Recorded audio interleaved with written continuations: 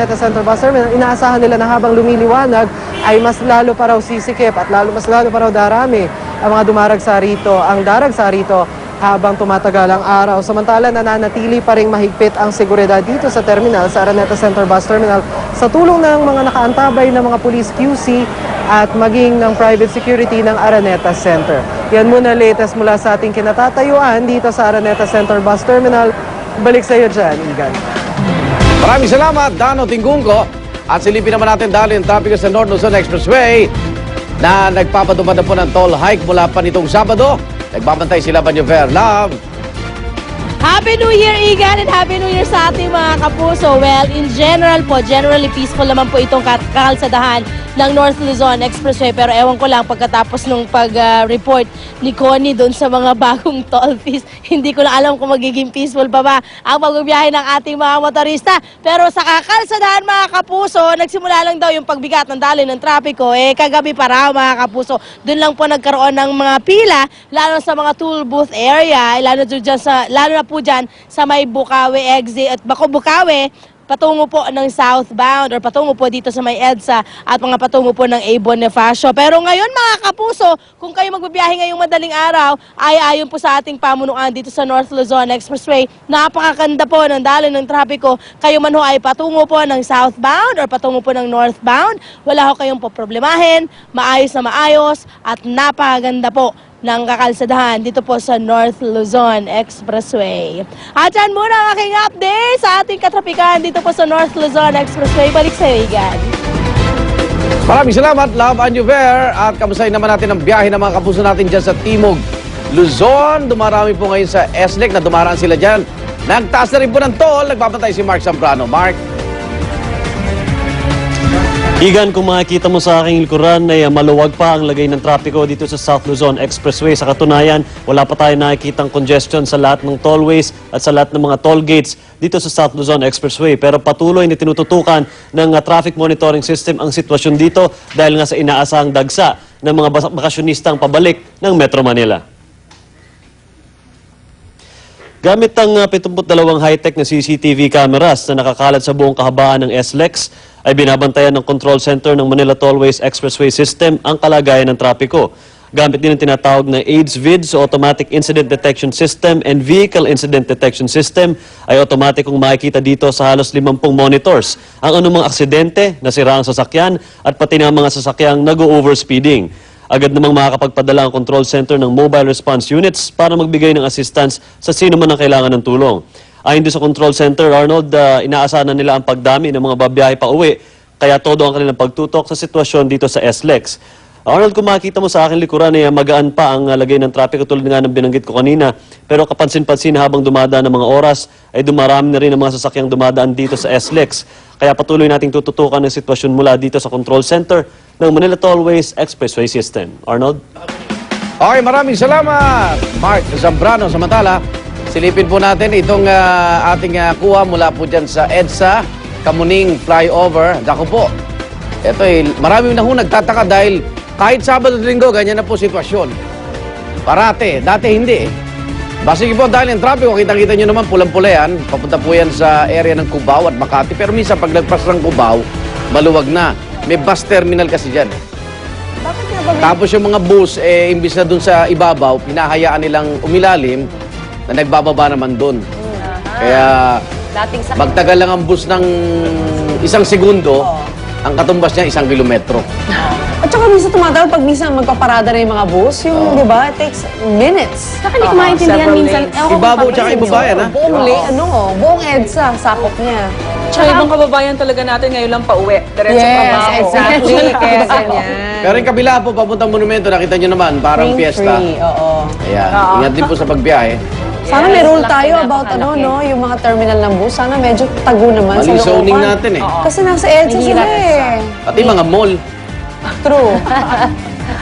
Samantala mga kapuso, tuloy-tuloy din po ang pagdating ng mga biyahero sa Batangas Port mula sa iba't ibang probinsya. Kabilang dyan ang mga bakasyonistang sakay ng mga barko mula Romblon, Oriental at Occidental Mindoro, Iloilo at iba pang bahagi ng Batangas. Mula sa Batangas Port, marami pa ang may biyahe pa Maynila o pauwi sa iba pang probinsya sa Luzon. Yung ibang pasahero po na nakapanayam ng GMA News, Pasko pa raw nang magsiuwi sa probinsya at dinire-diretso na ang bakasyon hanggang bagong taon. Mahigpit naman ang seguridad na pinatutupad ng pamunuan ng Batangas Port kasabay ng pagdagsa ng mga biyahero roon. Punong-puno. Samantala, bumaba na po ang bilang ng mga biktima ng paputok sa naging pagsalubong natin sa bagong taon. Ayon sa Department of Health, umaabot na sa 774 ang bilang ng fireworks-related injuries.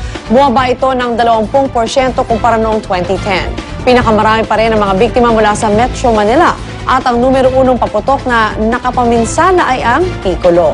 Kabilang na rin ang record ng DOH ang 35 biktima ng ligaw na bala. Pero inaasahang darami pa ang bilang ng mga naputukan dahil sa late na pag-report ng ilang pang mga ospital at ang mga hahabol ngayong araw para magpatingin sa mga doktor. Tiyak naman ng DOH na patuloy ang monitoring ng kampanyang kontrapaputok hanggang Enero 5. Dadagdagan pa bilang niya kasi wala pa yung mga natetano eh. Nako. Di ba? Yung mga hindi nagpuntahan nung uno, kala nila walang epekto. Matinding ulan at pagbabaha naman ang tinitiis ng ilan natin mga kapuso dyan po sa silangang bahagi ng Pilipinas tulad ng Southern Leyte. Sila ilalim na sa state of calamity ang bayan ng St. Bernard. Matapos tamaan ng baha at landslides. 2 bata na po ang patay ayon sa inisyal na report na sangguni ang bayan ng St. Bernard. Mahigit 20 pamilya naman ang inilikas at walang supply po ng kuryente ngayon sa buong bayan ng St. Bernard. At matatandaan noong February 17, 2006, sinalanta ng landslide ang barangay Ginsaugon sa St. Bernard kung saan nasawi pa mahigit 100 tao habang mahigit 100 iba pa ang patuloy pong nawala at natabunan na ng lupa. Samantala, 3 na ang iniulat na nasawi mula sa matinding buhos ng ulan sa Albay. Kinilala ang mga biktima ng Provincial Risk Reduction and Management Council na sina Lolita Dadap at anak niyang si Antonio at si Mary Chris Abrigo na kapwa inanod ng rumaragas ang tubig sa ilog.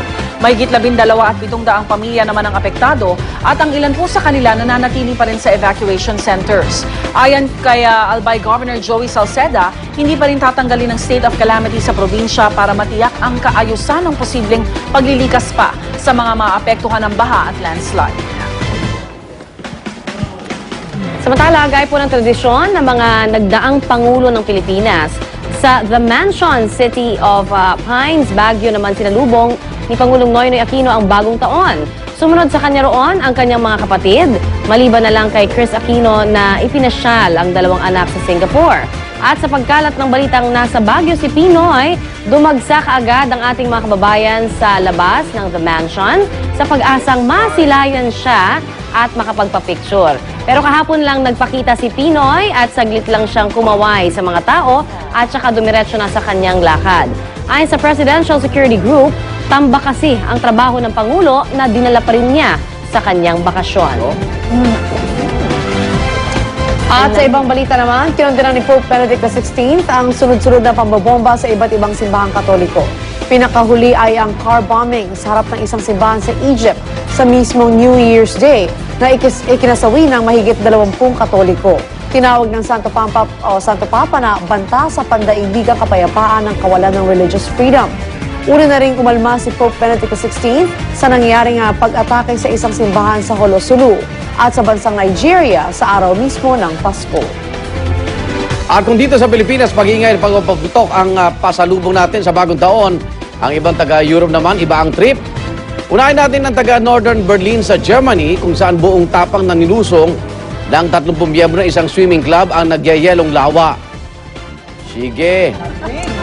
Bukod sa, ayan o, hi Pops, bukod sa matinding lamig ng tubig sa lawa, nakangangatog na 0 degrees Celsius pa ang lamig ng hangin sa lugar. Wow. Wow, kakapal na siguro ng mga balat nila. No? Kasi every year nila ginagawa yan. Sinamahan pa ng asawa nila. Lalaki. Buti walang nasustroke. Mamumula ka talaga dyan, no? Matatanda talaga sila, no? Sa lamig. Wala man lamang bata. May health benefits naman ata yung ganyan. Well, isara ang mga course. Ngayon ho, lahat sila isa-isang iniahon dahil sobrang tigas na ho. Nanigas na doon. At winter swim din po ang gimmick ng ilang Dutch naman sa the Netherlands. At mas marami sila dahil 10,000 ang sumali sa gimmick ng mga matatapang. At para makapag-warm up bago sila lumangoy, humataw muna sila ng sayawan. Sa kanila nilusob ang napakalamig na tubig sa beach. Uso Taong 1965 nagsimula ang traditional na winter swim sa The Netherlands tuwing unang araw ng bagong taon. Bikini kung bikini. Pero parang ang saya-saya naman talaga. Saya nila talaga. Malaki lang problema.